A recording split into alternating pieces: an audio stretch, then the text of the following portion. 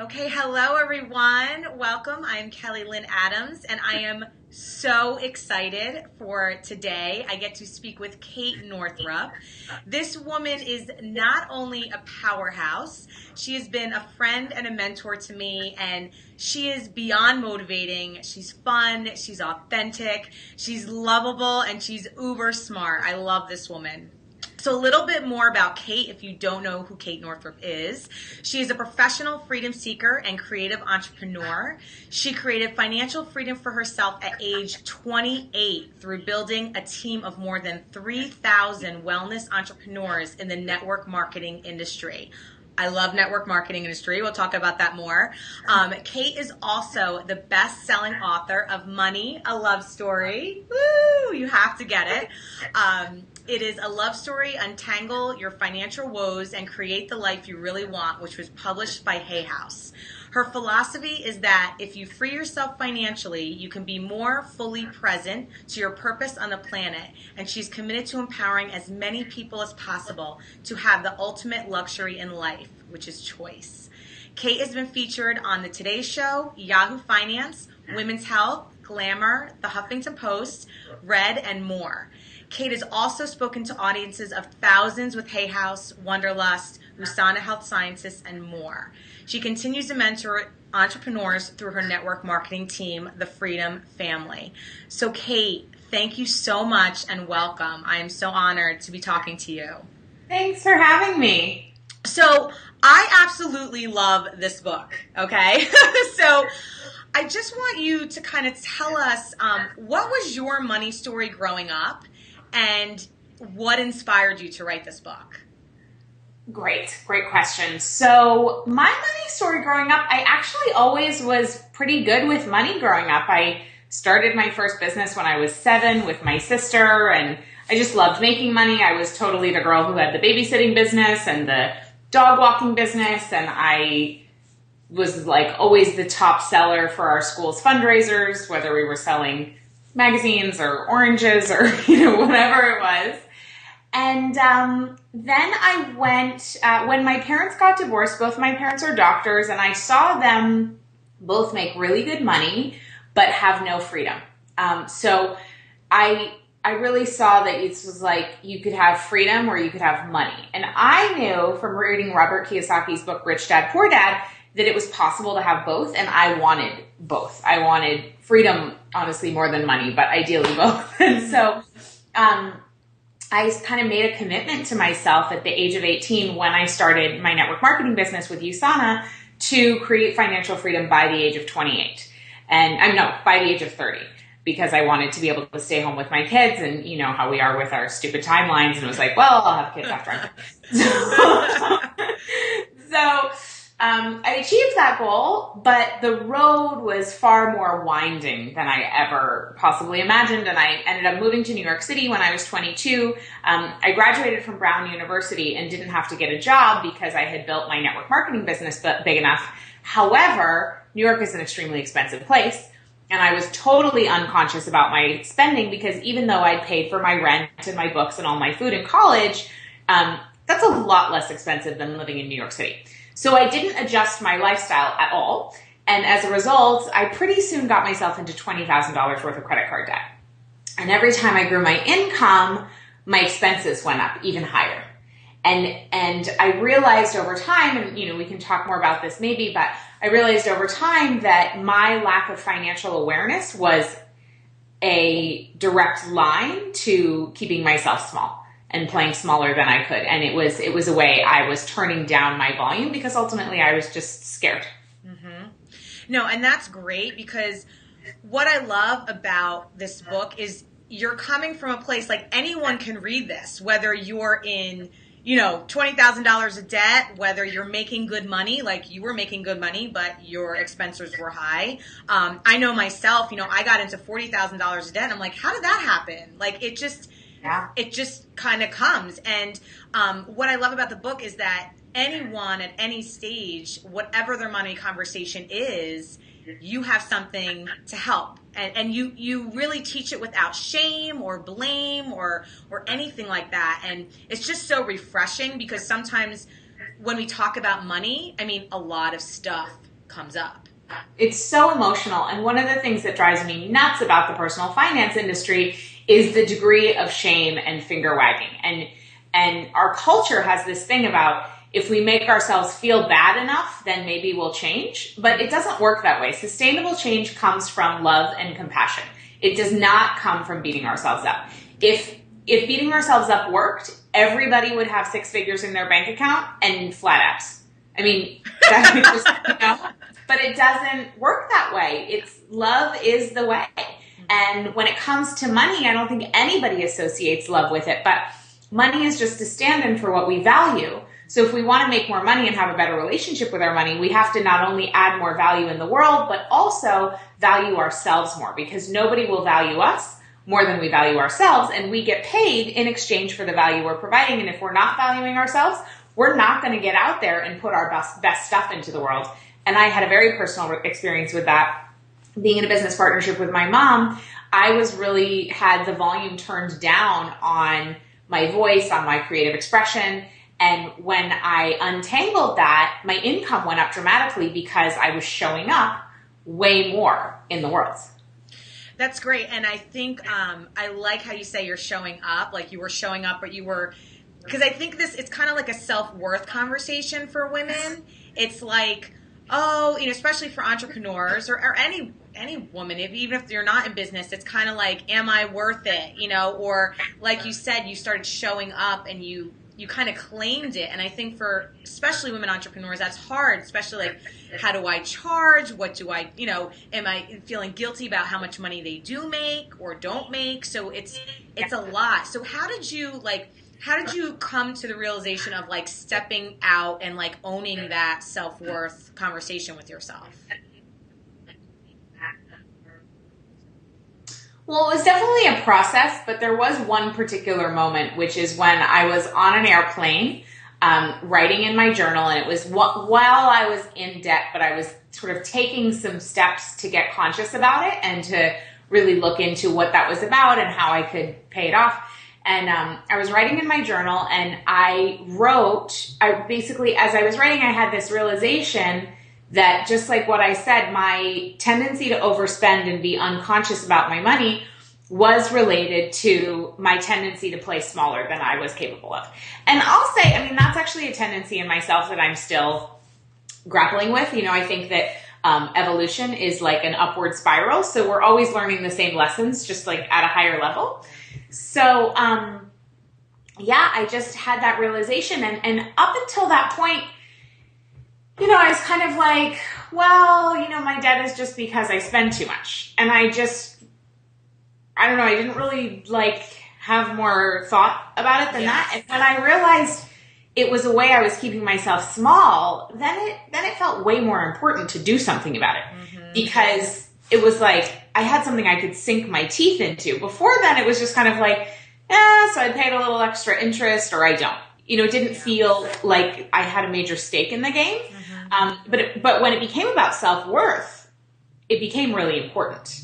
And so from that point on, I was able to make some significant progress towards getting it paid off. And then also it was unraveling this business partnership with my mom, where I was also feeling like I was keeping myself small. That was like the quantum leap. And after that, within a few months, I paid off all my debt. That's great. That's great. And what I like about you, Kate, and we connect on this like a couple of times, is that you built a network marketing business. And I absolutely love the industry. I built a business too. And I just want you to talk a little bit more about like multiple streams of income, because I think nowadays people are starting to get that concept, but it is absolutely critical. And I learned it at a young age. And if you could just talk a little bit more about that, because I think it's so important. And I think you did a vlog about, multiple streams of income. So just your thoughts and how important it is. Well, we've been taught that the way to success is to work hard in school and get a good job that's going to take care of you for the rest of your life. Right. And I did a workshop at Wanderlust for, I think, about 100 people. And I asked who had been in the same job since they graduated from college. And only one person raised their hand. Wow. So the reality is, like, that equation for success doesn't exist anymore. You know, it's not like it was in the 50s. And so it's our job to take our financial life into our own hands. And I think it's absolutely great to have a job and earn some of your income as an employee. That's a great way to go. And then in your spare time, building up another stream of income. I love network marketing just because there's such a low cost and such a low overhead, and you don't have to have a specific degree or whatever. So I just love how egalitarian it is, how anybody can do it. But some people I know have gotten into investing in stocks and bonds, have gotten into investing in real estate. You know, so there's lots of different ways to do it. But having some streams of income that are not dependent upon your boss or what your particular company decides to do, and then spreading it out over time. And again, this is over time. This is not like all in 3 months, but you want to get one stream of income going and then build your next one once that's solid. And I really do recommend starting with a network marketing business because of the training that you'll receive. I mean, I can't even tell you, there is no way I could have sold my book, learned to be a public speaker. I used to be terrified of public speaking. Really? Yeah. Oh my gosh. Every time I had to give a talk in high school, I would manifest some illness. Like today, I had to give a talk in my senior seminar, and like I got up in the morning and I couldn't walk. And then the next day after I'd missed the presentation, everything was fine. And I also have, you wouldn't really think this probably knowing me, but I also have a tendency towards social anxiety. And so like talking to strangers terrifies me. And so getting over that and getting over my fear of public speaking and learning sales and communication skills, which are the most valuable skills you can have for building a business, network marketing teaches you that. And so I still build my business today because I want as many people as possible to be able to have that opportunity. But I do recommend putting your eggs in various baskets over time so that your income is not dependent upon the whims of the government or your boss or whoever, and you really get to be in the driver's seat. Yeah, and you even mentioned the book by Robert Kiyosaki, Rich Dad, Poor Dad. Excellent book. It's like, he's like a multimillionaire, and he talks about more like real estate, but he breaks it down too. It's amazing. Yeah. So I guess people that are stuck, right? So even like you said, they could be in debt, they could be making six figures, they could be living the lifestyle but having more expenses than income coming in. What would be like 3 simple tools that they could start out with to just kind of shift their money conversation or the feeling of like unworthiness, like anything that you can recommend that can help people? Well, Barbara Stanny, who's one of my mentors, says that clarity is power. And when it comes to our money, that really applies. I was totally like my head in the sand. I was total in avoidance, a lot of vagueness around my money. And it wasn't until I sat down and wrote everything out, what I spent, what I made, who I owed, by when, what the APR rate was, all of that stuff. I was terrified to do it. But once I did it, I felt like I could do anything. And she was right. Clarity is power. The power that came from just knowing the truth was profound. And I was so judgmental of myself up until that moment that I thought that if I knew all the totals of everything, I would die or something. And it turns out I didn't die. I actually felt great because you can't get where you're going unless you know where you're starting from. And so doing that is really important. Even if you make really good money and you're not in debt, it's really good to know what your monthly nut is and be super clear on where everything's going because, again, money is just a standard for what we value, and we're supposed to use it to put in the directions of our values. So you want to make sure that your spending reflects what's actually important to you. Mm-hmm. So that's one thing. If you're really wanting to increase your self-worth and your self-value, I recommend getting a journal and every night writing down 3 things that you value about yourself. So it could be, or 3 ways that you added value that day. So it could be, that you made your hairstylist laugh while she was giving you a blowout. It could be that you made awesome little cutout sandwiches for your kid in their school lunch and they loved it. And it could be that you rocked a presentation at work today. Or it could just be that you value your smile. Like it could be really anything. because what we put our attention on grows. And if we want to build that muscle of our value, we need to put in time. And then start noticing what you'll notice is throughout the day, you'll start to pick up on, oh, I just added value there. Or, oh yeah, that's another thing I actually really love about myself. And then you'll create that kind of environment, and you'll be amazed by how people want to pay you more money and hire you for things. And, you'll get clients in a way that you didn't. The stories of people who have started this practice are profound, from like my Money Love course, or just people who write in who've read the book. So those are two things I recommend. And then really simply the way I started, because I was in such avoidance, is I just checked my bank account balance every day and gave a little gratitude for what was in there. And some days the value was negative. So I would just give a little gratitude for the abundance in my life in whatever way it manifested, because abundance shows up in your bank account, but in a lot of other ways, in friendships, your health, your spiritual connection. Yeah.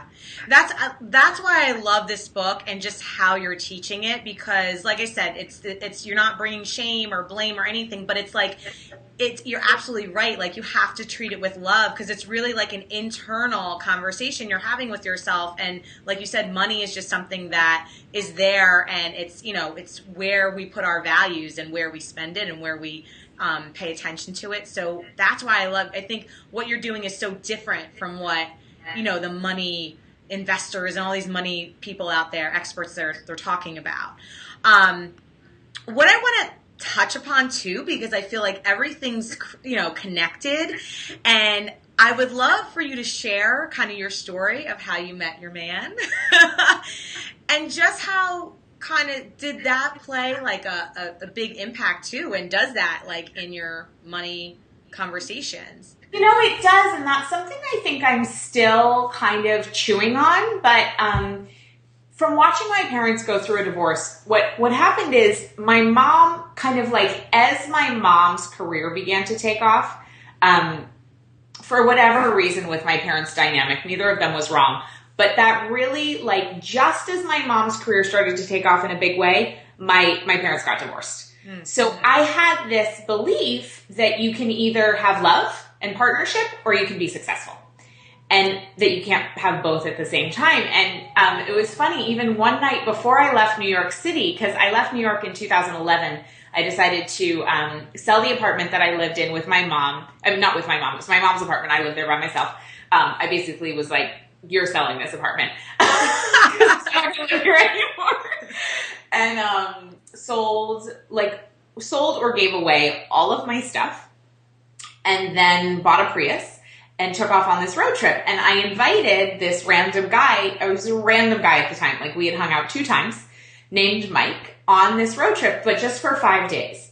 And my mom, I'll never forget, like a few months before I left on the road trip, we were on the phone, and like, you just remember things. I remember exactly where I was standing in my apartment. I was standing in front of my stove, and I'm on the phone with my mom, and she says to me, probably, Kate, once you get your money stuff figured out, you'll meet your man. And I remember really clearly thinking, like, I don't have to be perfect and have all my ducks in a row to fall in love. And it was interesting that was her belief. Right. But I decided very consciously, I was like, that is not my belief, and that is not my reality.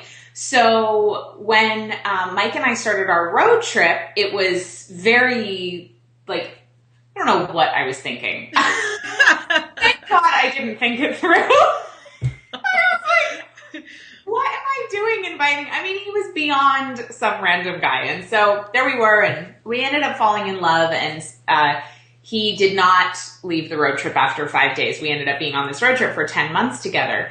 But what was very interesting in terms of kind of my money story and my money belief is that when I got together with Mike, both of us had, some financial skeletons in the closet that we really had to talk through pretty early on, because we were all in within about 6 weeks.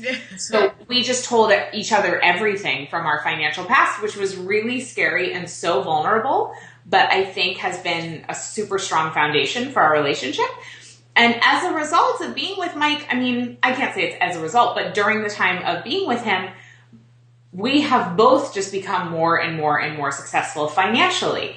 And so it's been cool to switch that belief and realize that, and it still pops up from time to time, but that the more successful we are, the more our love grows, and that's like an intertwined thing. Not that our love is dependent upon us being successful, but Right. like it's a beautiful give and take because we're business partners, and so we just, almost everything we do work-wise is together, and so it is a very cool thing to just decide to have a different reality, and then it happened. Yeah, no, that's great. I love that story because I remember you going on that freedom tour. I'm like, oh my God, that's the coolest thing ever.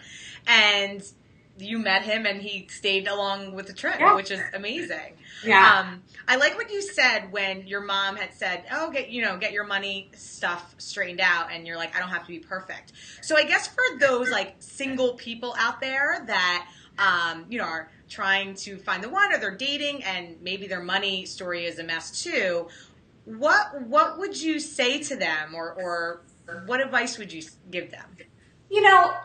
Everybody has some stuff going on. Yeah. Everybody, whether it's health issues, family stuff, neurosis, credit card debt, like everybody's got stuff going on.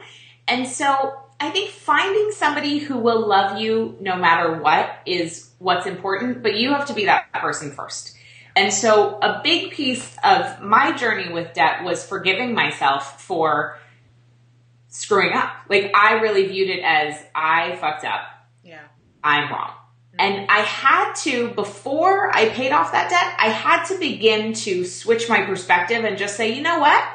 I made some financial choices. I would make different ones today, but it doesn't make me a bad person.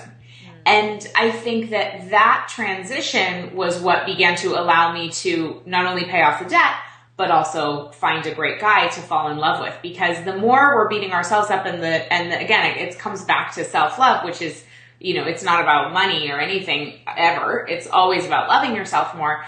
And just forgiveness for falling off the financial wagon, or just for,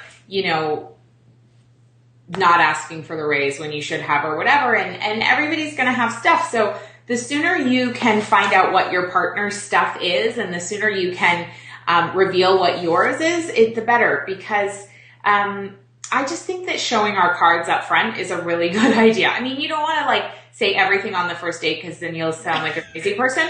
But I don't know. I'm just a big believer in what you see is what you get, and letting people know. Yeah. And the strongest, most powerful connections I've ever had are with people who I've told the truth to. And so that's a really important thing. You got to tell yourself the truth, and then you got to tell other people. That's great. I love that, Kate, because I totally agree. It's just being authentic. And like you said, you're not going to not diarrhea of the mouth and be like, blah, blah, blah, blah, like the first date. But, it's just to be authentic, and you're so authentic. Like every time I see you, and just to people that you don't know. And I think that is definitely one of the things that makes you so successful, because you're just so authentic and real, and people love that about you. I know I do. I totally appreciate it. So I want to wind up and just say thank you, and people get this book. And there's a money quiz right on your website, katenorthrup.com. And you're doing courses, right? Do you want to talk about a little bit more what's coming up for you? Yeah, so I've got the course that's kind of like the companion to the book is in launch mode starting tomorrow. So it's called the Money Love course. And for those who are reading the book and want to take a deeper dive with some accountability and community, it's perfect for you. If you haven't read the book yet, it's still perfect because it's a great guide to go through it with. And then in the springtime, I think you'll love this. Actually, I'm going to be launching a course called Heart Hustle, which is really about how to sell from a place of service.